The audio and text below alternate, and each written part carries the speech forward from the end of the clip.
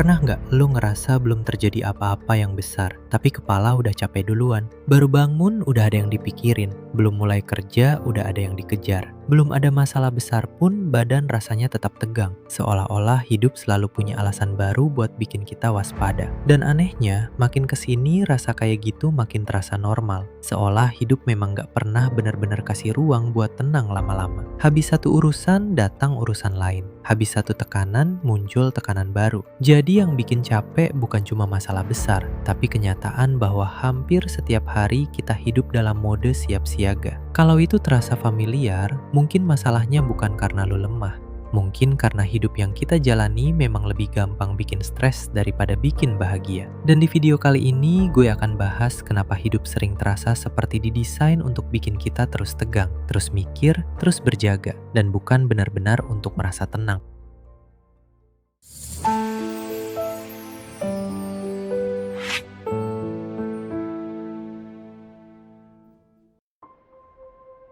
Banyak orang merasa dirinya bermasalah hanya karena gampang capek, gampang cemas, atau susah merasa tenang. Padahal seringkali masalahnya bukan pada lemahnya diri kita, tapi pada bentuk hidup yang kita jalani setiap hari.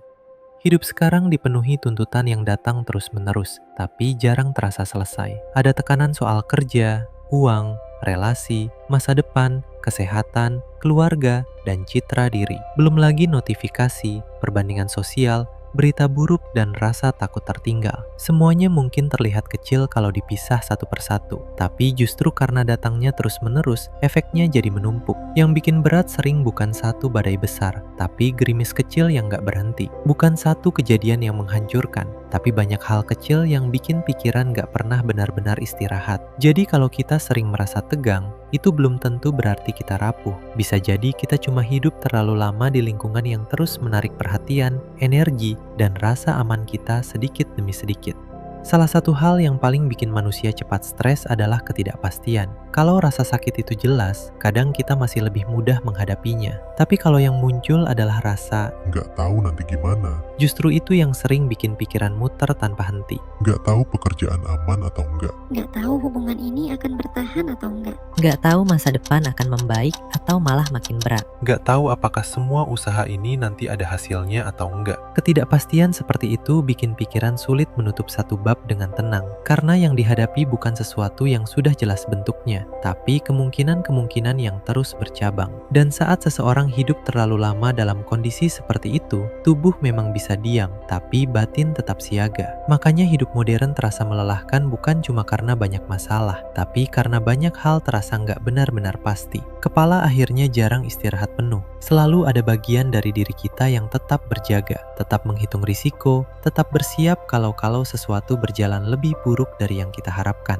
Secara psikologis, itu terjadi karena tubuh manusia memang lebih cepat merespons ancaman daripada ketenangan. Jadi saat hidup dipenuhi tekanan kecil yang datang terus-menerus, tubuh tidak membaca semuanya sebagai hal sepele. Lama-lama, sistem di dalam diri kita belajar bahwa dunia ini harus dihadapi dengan waspada. Dalam psikologi, kondisi ini dekat dengan teori allostatic load dari Bruce McEwen. Intinya, tubuh memang punya kemampuan untuk menyesuaikan diri saat menghadapi tekanan. Tapi kalau respons stres itu terlalu sering aktif dan berlangsung terlalu lama, tubuh bukan cuma sedang bertahan, melainkan mulai menanggung beban yang menumpuk. Jadi yang bikin seseorang merasa cepat habis sering bukan satu masalah besar, tapi akumulasi tekanan kecil yang terus memaksa sistem di dalam dirinya tetap siaga. Masalahnya, kalau kondisi seperti itu berlangsung terlalu lama, yang berubah bukan cuma pikiran, tapi juga cara tubuh bekerja. Orang jadi lebih gampang tegang, lebih sulit rileks, lebih cepat capek, dan lebih susah menikmati hal-hal yang sebenarnya menyenangkan. Bukan karena dia tidak tahu cara bersyukur, tapi karena sistem di dalam dirinya lebih sibuk menjaga diri daripada menerima rasa senang. Di titik ini, stres bukan lagi sekedar reaksi terhadap masalah, tapi pelan-pelan jadi mode dasar. Tubuh seperti terlalu terbiasa hidup dalam keadaan siaga, dan kalau tubuh sudah terlalu lama berada di situ, rasa aman terasa asing, sementara rasa tegang justru terasa normal.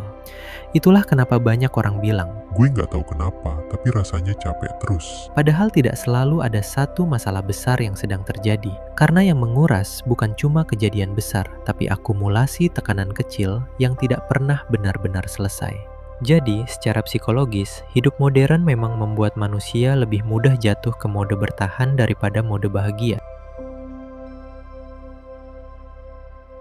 Di titik tertentu, stres bukan cuma bikin capek, dia juga bikin rasa senang jadi makin susah terasa utuh. Ini yang kadang bikin orang bingung. Secara hidup, gak semuanya buruk. Masih ada hal baik, masih ada pencapaian, masih ada momen yang seharusnya bisa dinikmati. Tapi entah kenapa, semua itu terasa cepat lewat. Gak sempat masuk dalam, gak sempat bikin hati hangat lama-lama. Yang tinggal justru rasa kosong, rasa datar, atau rasa capek yang terus nempel. Karena saat seseorang terlalu lama hidup dalam mode bertahan, tubuh dan pikirannya jadi lebih sibuk menjaga diri daripada menikmati hidup. Yang diprioritaskan bukan rasa puas, tapi rasa aman. Bukan rasa bahagia, tapi cara supaya tetap kuat jalan sampai besok. Dan kalau itu terjadi terus-menerus, wajar kalau hidup mulai terasa seperti kewajiban yang dijalani, bukan sesuatu yang benar-benar sempat dirasakan. Jadi kadang masalahnya bukan karena hidup kita sama sekali nggak punya hal baik. Masalahnya, sistem di dalam diri kita terlalu sibuk mengatasi tekanan sampai nggak punya cukup ruang buat menerima hal-hal baik itu dengan utuh.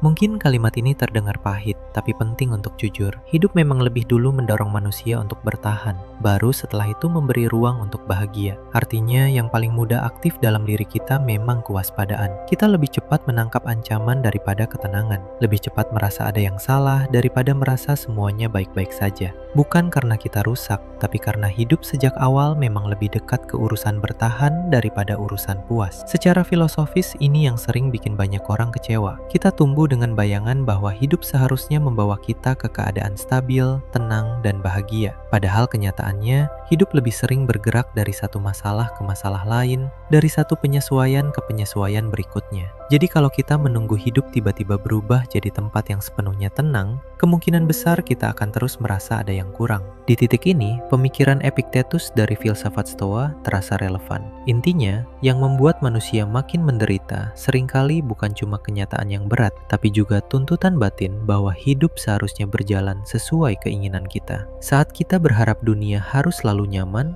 stabil, dan menenangkan, kita jadi bentrok terus dengan realitas yang memang tidak bekerja seperti itu. Jadi kadang yang bikin hidup terasa lebih berat bukan cuma hidupnya sendiri, tapi harapan kita bahwa hidup seharusnya tidak seberat ini. Disinilah banyak orang diam-diam kecewa pada hidup, bukan karena hidup selalu kejam, tapi karena mereka berharap hidup akan memberi rasa nyaman yang tetap. Saat itu tidak terjadi, mereka merasa ada yang salah. Padahal bisa jadi memang dari awal hidup tidak pernah dirancang untuk memberi kenyamanan tanpa jeda. Kalau dipikir lebih dalam, mungkin hidup memang tidak dibentuk untuk membuat manusia terus merasa enak. Hidup lebih dulu menuntut manusia untuk menghadapi kenyataan, memikul beban, memilih sikap, dan terus bergerak meskipun tidak selalu nyaman. Jadi yang membuat manusia matang seringkali bukan rasa senang, tapi gesekan dengan realitas. Karena itu, dari sisi filosofis, bahagia mungkin bukan tujuan yang terus-menerus bisa digenggam, tapi sesuatu yang muncul di sela-sela saat manusia tetap bisa hidup dengan sadar